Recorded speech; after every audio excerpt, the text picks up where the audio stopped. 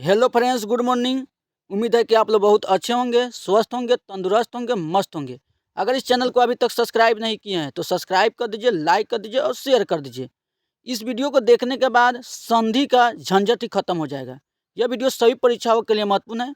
चाहे आप matric, inter, graduation, teacher, DElEd या कोई परीक्षा देना चाहते हैं तो इस वीडियो को पूरा देखें। चलिए इस वीडियो को शुरू करते हैं। सबसे पहले यहाँ पर संधि की परिभाषा लिखा हुआ है। क्या लिखा हुआ है संधि की परिभाषा? दो वर्णों के परस्पर मेल से जो विकार यानी परिवर्तन होता है उसे संधि कहते हैं। संधि की परिभाषा क्या है? दो वर्णों के परस्पर मेल से जो विकार यानी परिवर्तन होता है उसे संधि कहते हैं। जैसे परीक्षा जो अर्थी बराबर परीक्षार्थी, यानी परीक्षा के अंत में लगा हुआ है आ। क्या लगा हुआ है? आ। और अर्थी के शुरू में लगा हुआ है अ। तो संधि में क्या होता है? आज और अ मिलकर आ हो जाता है। क्या हो जाता है? आ।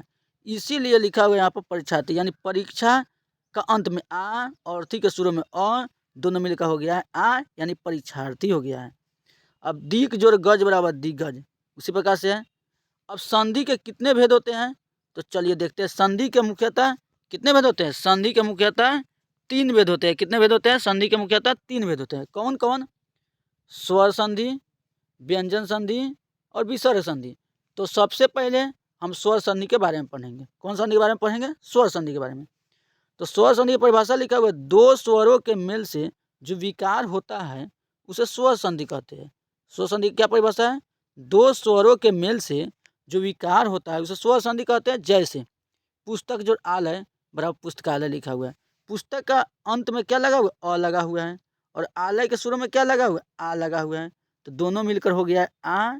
उसी इसलिए पुस्तक का अंत में अ और आलय के शुरू में आ, इसलिए हो गया पुस्तकालय, यानी पुस्तक जो आलय बराबर पुस्तकालय। उसी प्रकार गिरी जो इस बराबर हो गया गिरीश। तो गिरी के शुरू में गिरी के अंत में क्या लगा हुआ है? गिरी के अंत में लगा हुआ है हर्ष ई और इस के शुरू में लगा हुआ है दीर्घ ई। तो दोनों मिलकर हो गया दीर्घ ई, इसलिए हो गया गिरी जो इस बराबर गिरीश। अब स्वर संधि कितने भेद होते हैं चलिए देखते हैं। स्वर संधि के मुख्यतः कितने भेद होते हैं? स्वर संधि के मुख्यतः पांच भेद होते हैं। कितने भेद होते हैं? पांच भेद। कौन कौन? दीर्घ संधि, गुण संधि, वृद्धि संधि, यन संधि, अयादि संधि।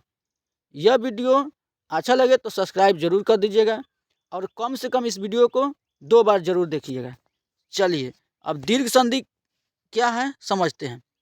दीर्घ संधि, यहाँ पर दीर्घ संधि के बारे में लिखा हुआ है कि अ आ हर्ष ई दीर्घ ई हर्ष उ दीर्घ उ के बाद क्रमशः अ आ हर्ष ई दीर्घ ई हर्ष उ दीर्घ उ स्वर आए तो दोनों मिलकर दीर्घ आ दीर्घ ई दीर्घ उ हो जाते हैं।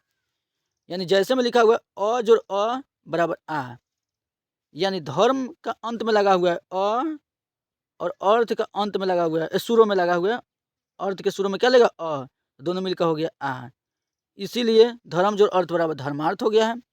और आ जोड़ आ बराबर भी आ होगा, इसलिए विद्या जोड़ आलय बराबर विद्यालय हो गया। विद्या के अंत में लगा हुआ है आ और आलय के शुरू में लगा हुआ है आ, यानी विद्या जोड़ आलय बराबर विद्यालय।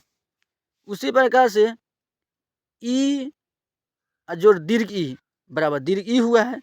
कॉपी जोड़ इस बराबर कपिस, यानी कॉपी के अंत में लगा हुआ है हर्ष ई और इस के शुरू में लगा हुआ है दीर्घ ई, तो दोनों मिलकर हो गया कपीस। उसी प्रकार उ जोड़ उ बराबर दीर्घ उ हो गया है, यानी भानु जोड़ उदय बराबर भानुदय। यानी कहने का मतलब है क्या कि यहाँ पर यानी अ और ए अ दोनों मिलेगा, यानी अ और अ मिलेगा तो दीर्घ आ हो जाएगा। क्या हो जाएगा? दीर्घ आ। उसी प्रकार अगर आ मिलेगा और आ मिलेगा तो भी दीर्घ आ ही होगा। क्या होगा? दीर्घ आ।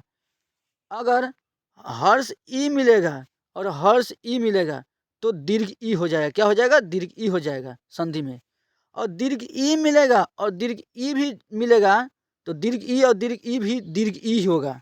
क्या होगा? दीर्घ ई। और हर्ष उ मिलेगा हर्ष उ मिलेगा तो हर्ष दीर्घ उ हो जाएगा। क्या हो जाएगा? दीर्घ उ हो जाएगा। उसी बार दीर्घ उ मिलेगा और दीर्घ उ मिलेगा तो भी दीर्घ उ ही हो जाएगा। चलिए आगे अब देखते हैं। समझ में आ गया होगा। चलिए आगे देखते हैं। आगे कौन सा संधि है?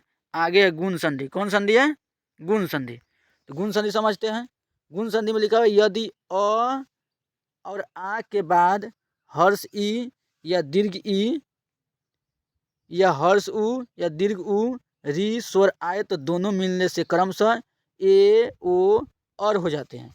यानी जैसे में लिखा हुआ है अ जोड़ ई बराबर ए, यानी सूर्य जोड़ इंद्र बराबर सुरेंद्र। सूर्य के अंत में अ लगा हुआ है और इंद्र के सुरों में ई लगा हुआ है, तो दोनों मिलकर ए हो जाएंगे, इसलिए सूर्य जोड़ इंद्र बराबर सुरेंद्र। उसी प्रकार से अ जोड़ ई बराबर ए हो गया है, यानी परम के अंत में अ लगा हुआ है, ईश्वर के शुरू में ई लगा हुआ है, इसलिए परम जोड़ ईश्वर बराबर परमेश्वर हो गया है। क्या हो गया? परमेश्वर। अ जोड़ उ बराबर ओ हो जाता है, इसलिए सूर्य के अंत में अ लगा है और उदय के शुरू में उ लगा है, इसलिए सूर्य जोड़ उदय बराबर सूर्योदय हो गया है। क्या हो गया? सूर्योदय। उसी प्रकार आ जोड़ उ बराबर ओ हो जाता है, यानी महा के अंत में आ लगा हुआ है, उत्सव के शुरू में उ लगा है, इसलिए महोत्सव हो जाएगा। समझ में आ गया होगा। चलिए देखते हैं आगे। आगे कौन संधि है? आगे है वृद्धि संधि। कौन संधि? वृद्धि संधि। तो वृद्धि संधि में क्या होता है कि अ और आ के बाद ए या आए आए तो दोनों मिलकर अय हो जाते हैं। अ या आ के बाद ए या आए आए तो दोनों मिलकर अय हो जाते हैं, तथा अ या आ के बाद ओ या अ आवे तो दोनों मिलकर अ हो जाता है। क्या हो जाता है? अ हो जाता है।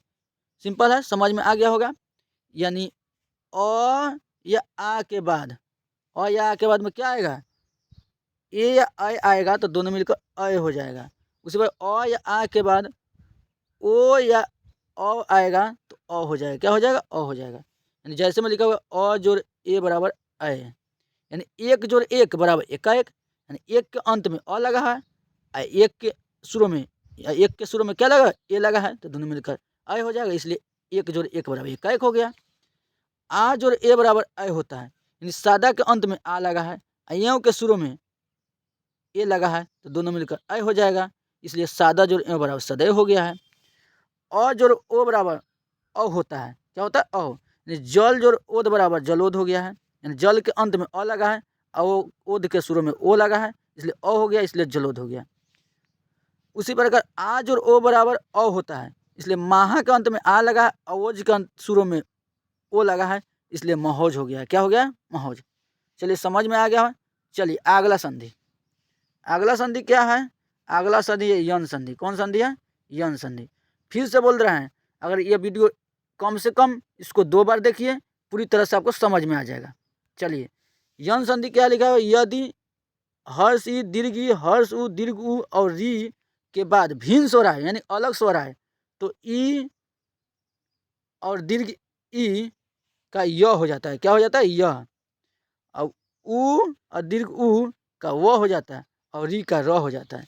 यानी यदि हर्ष ई दीर्घ ई हर्ष उ दीर्घ उ और री के बाद कोई अन्य स्वर यानी भिन्न स्वर माने कोई अन्य स्वर आए, तो ई और दीर्घ ई का य हो जाएगा। हर्ष ई और दीर्घ ई का क्या हो जाएगा? यह हो जाएगा। और अन्य स्वर आएगा तो बाद में। और हर्ष उ और दीर्घ उ का क्या हो जाएगा? वह हो जाएगा। और री का र हो जाएगा। कब? जब इसके बाद में अन्य स्वर आएगा तब। जैसे में यहाँ पर लिखा हुआ है ई और अ मिलकर यह हो गया है, यानी अति जो अधिक बराबर अत्यधिक। कैसे हुआ है? अति के लास्ट में यानी अंत में हर्ष ई लगा हुआ है, अधिक के शुरू में अ लगा हुआ है, तो दोनों मिलकर यह हो गया, इसलिए अति जो अधिक बराबर अत्यधिक हो गया है। उसी प्रकार दीर्घ ई और आ मिलकर या हो गया है। देवी जो आगम बराबर देवयागम हो गया है। उ जोड़ आ बराबर वाह हो गया, यानी सु जोड़ आगत बराबर स्वागत हो गया है। उसी प्रकार उ जोड़ अ बराबर वह, यानी सु जोड़ अच बराबर स्वच्छ हो गया है। समझ में आ गया होगा। चलिए अगला संधि। अगला संधि क्या है? अगला संधि है अयादि संधि। कौन संधि है? अयादि संधि। जब वीडियो बहुत लंबा होते जा रहा है, तो यहीं अयादि संधि पढ़कर रहने देंगे और बहुत जल्द अगले पार्ट में और सा व्यंजन संधि और विसर्ग संधि पढ़ेंगे। तो अयादि संधि क्या होता है? यहाँ पर लिखा हुआ है यदि ए अय ओ और स्वरों का मेल से दूसरे स्वरों से होता है, तो ए का अय अय और अय का आय और ओ का अ हो जाता है। यानी फिर समझिए, ए आय ओ और स्वरों का मेल दूसरे स्वरों से यानी अन्य स्वर से हो तो ए का क्या हो जाता है, आय हो जाता है। क्या हो जाता है, आय।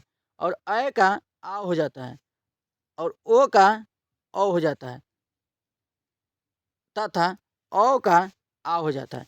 यानी जैसे में लिखा हुआ ए जोड़ अ बराबर आय, यानी से जोड़ अन, तो से के अंत में लगा हुआ है ए, अन के शुरू में लगा हुआ है अ, तो दोनों मिलकर हो गया अय, इसलिए से जोड़ अन बराबर शयन। उसी प्रकार से यहाँ पर है, क्या है, यहाँ पर नीचे जाएंगे थोड़ा सा तो यहाँ पर लिखा हुआ है ओ जोड़ अ बराबर औ, यानी पो, ओ जोड़ अ बराबर अ, यानी पो जोड़ अन बराबर पवन, यानी पो के अंत में ओ लगा है, अन के शुरू में अ लगा है, इसलिए ओ जोड़ अ बराबर अ होगा, इसलिए पो जोड़ अन बराबर पवन हो गया है। समझ में आ गया होगा। आगे लिखा अय जोड़ अ बराबर आय हो गया है, तो नए के अंत में अय लगा हुआ है, अ के शुरू में अ लगा है, तो आय और अ मिलकर आय हो जाएगा, इसलिए नए जोड़ अ बराबर नायक हो गया। क्या हो गया, नायक।